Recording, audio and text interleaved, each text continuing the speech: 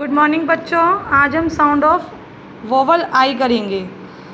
BIG big, FIG fig, MIG mig, WIG wig, HID hid, KID kid, LID lid, MID mid.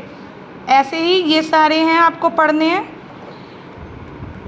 DISH dish, WISH wish, FISH wish, RING ring, WING wing, SING sing.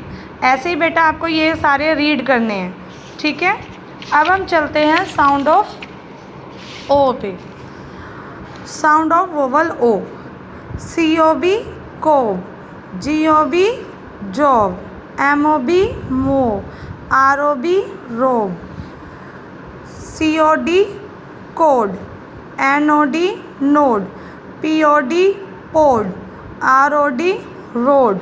ऐसे ही ये पढ़ने हैं आपको, ठीक है। ये सारे पढ़ने हैं।